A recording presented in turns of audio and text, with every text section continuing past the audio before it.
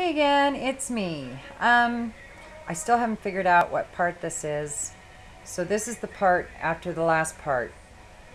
So the first one was your guess is as good as mine, and this one is I have no idea. Part I have no idea. So, um, oh, it almost came to me. I think I'm on part 17 of my niche. First one I want to talk about is Visa by Robert Piguet. And I've talked about Fracas before, but I hadn't talked about Visa. This was actually another dusty find. And this one I like much better than Fracas. Fracas is so super feminine, and I am rarely in that kind of a mood to wear it. I'm really more into less floral. I'm just not really into those. Now this one still smells floral, but it's almost a dusty kind of a floral, not an intensely, I don't want to say soft, but girly kind of floral like Fracas is. Anyway, I don't have any idea what's in it, so why don't I just tell you instead of telling you what I think it smells like, which never adds up to the same as the notes.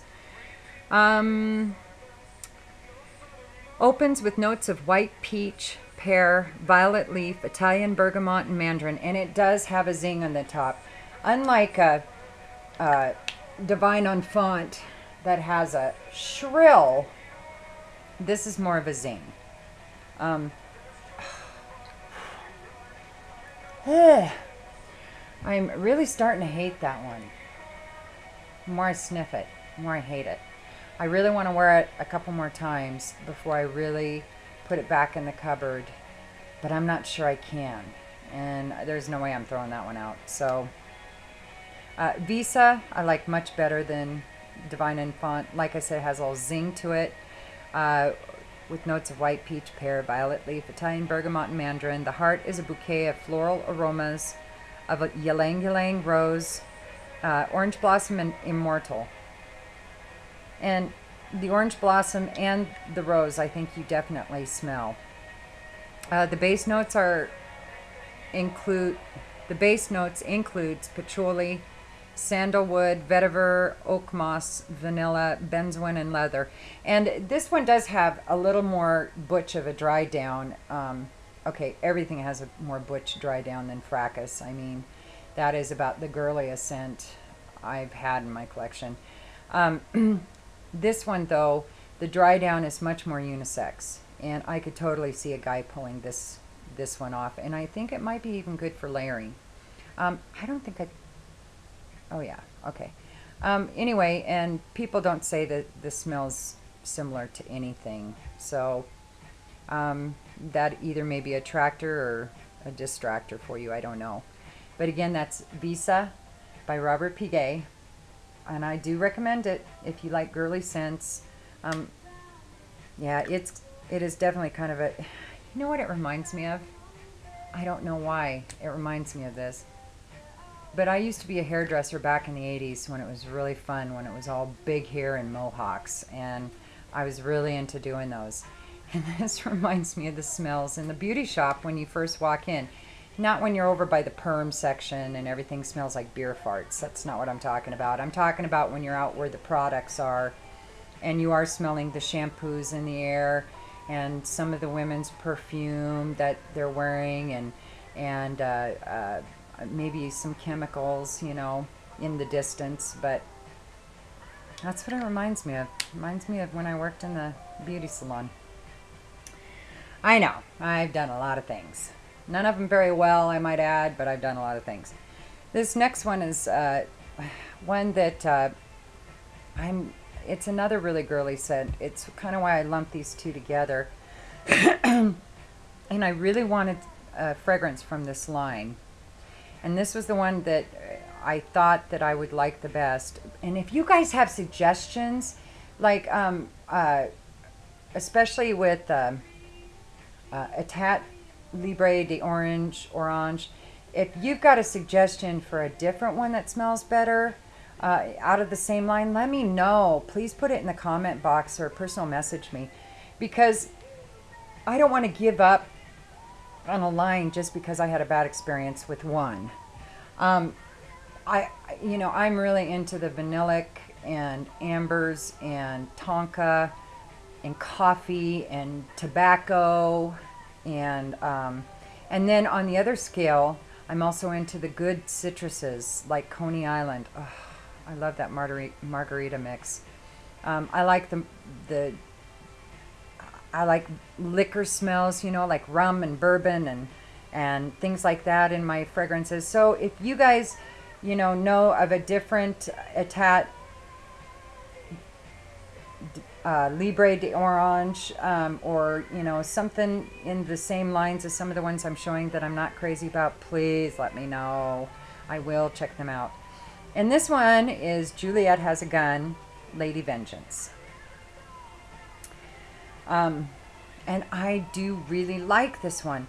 Again, potent city. Wow. One spray. Bing. That's all you need. Anyway, this one, it reminds me of, I was raised up north, up close to the Canadian border. And there's lots of mountain lakes up there.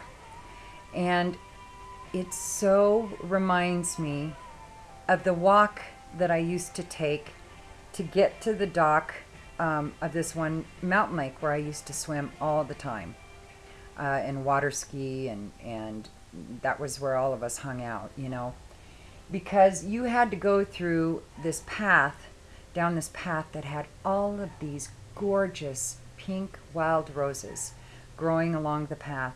And it would just have this aroma as you walk down, not like an intense, in-your-face kind of rose like, your grandma used to grow in her garden and your mom or whatever. It wasn't that kind of a thick rose smell. The wild rose had a much more ethereal, much more not inoffensive, a much more subtle floral smell than an actual rose bush that you grow. And that's what it reminds me of so much. It's like a true wild rose smell. And it is fairly linear. Here, I'll read you what's in it. But the rose sticks with it quite a while. It actually really reminds me on the dry down, and I know people are going to disagree with this, but of Stella by Stella McCartney. There is some differences, but it does have similarities to it, in my opinion.